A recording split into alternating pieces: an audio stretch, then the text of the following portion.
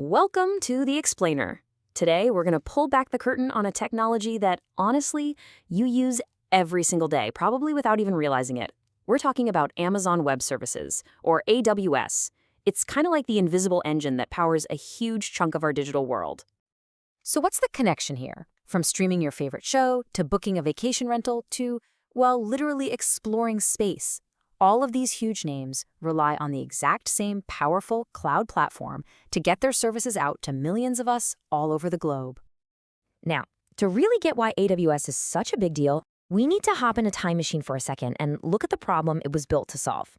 See, before the cloud, trying to grow a business online was a very physical and, frankly, a very painful process. I mean, companies like Expedia were in a constant battle. Buying actual physical servers was super expensive, it took forever, and it just couldn't handle those sudden spikes in traffic. And what does that mean? It means your website crashes on Black Friday, it means frustrated customers, and you guessed it, lost money. Think about it this way. The old way was like a delivery company owning this massive, expensive fleet of trucks that you only really needed during the holiday rush. The rest of the year, they're just sitting in a garage, costing you a fortune. It was clear there had to be a better way to do things. And you know, this solution came from a place you might not expect. Amazon was dealing with its own insane scaling problems for its e-commerce site. So they completely flipped the model on its head.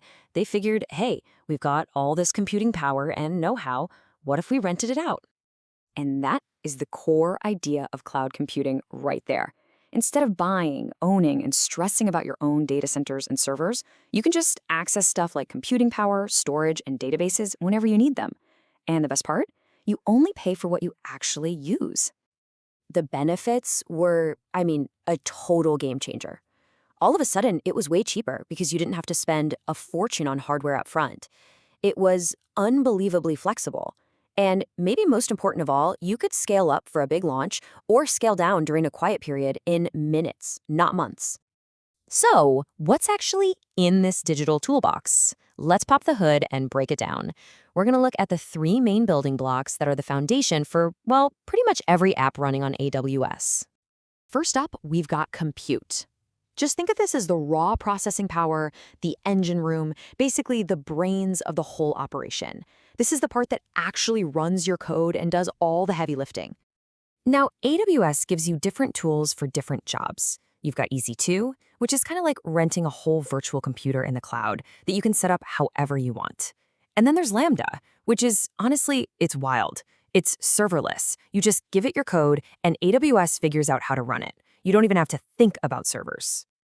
Okay, so you've got the brains. Next, you need a place to put all your stuff. Every app needs storage. And we're not just talking about user photos and documents. We mean the actual code and files that make the app work. It's the digital filing cabinet.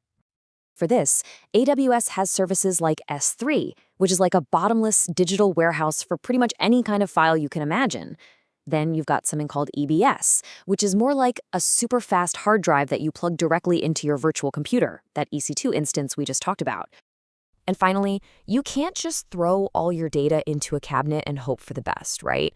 You need a system to organize it, to find what you need, and to get it back quickly. And that, my friends, is where databases come in. So AWS has managed databases like RDS for your more traditional apps, the kind that organize data into neat rows and columns using something called SQL. But for these huge, modern apps that need insane speed and flexibility, that's where NoSQL databases like DynamoDB shine. Okay, theory's over. Now for the really cool part. Let's see how these building blocks, your compute, your storage, and your database actually come together in the real world to power the services you probably use every single day. Let's start with Netflix. It streams movies and shows to over 230 million users around the world. Just try to wrap your head around the scale of that operation, the amount of data, the traffic, the need for it to always work. It would be basically impossible to do that with old-school physical hardware. You know, back in 2012, a huge outage totally crippled their service. So what did they do? They made the incredibly bold move to go all in on AWS. Now they use S3 to store thousands of petabytes of video, they use RDS to manage their databases, and they've basically eliminated data loss and slashed their downtime. And you see the same pattern play out across the entire tech industry. Airbnb uses EC2 so it can handle those massive traffic spikes during the holidays without crashing. Slack uses a service called CloudFront to get your messages delivered about 50% faster. And Lyft, they lean on DynamoDB to handle millions of ride requests every day with almost zero delay. Okay, but with all of this amazing power, it brings up a really important question. Who's responsible for keeping it all safe and secure? The answer is, it's a partnership. It's a two-way street. AWS calls this the shared responsibility model. Here's how it breaks down. Amazon is responsible for the security of the cloud. That means the physical data centers, the hardware, the networking, all that stuff. But you, the customer, are responsible for security in the cloud. That's your data, who gets to access it, and how you set up your applications. And the main tool you have for this job is something called IAM, which stands for Identity and Access Management. Think of it like the bouncer at the door of your cloud. It lets you create users and then decide exactly who gets to do what, making sure only the right people can touch your important stuff. And this gives you this incredible fine-grained control. You can make different groups, say one for your developers, one for your data analysts, and one for your system admins. Then you can give each group very specific permissions.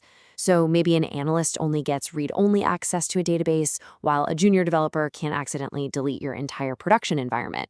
It's powerful stuff. At the end of the day, by taking away that massive hurdle of buying and managing physical hardware, AWS really leveled the playing field. It's kicked open the door for a whole new era of innovation, letting anyone with a great idea build something and scale it for the whole world.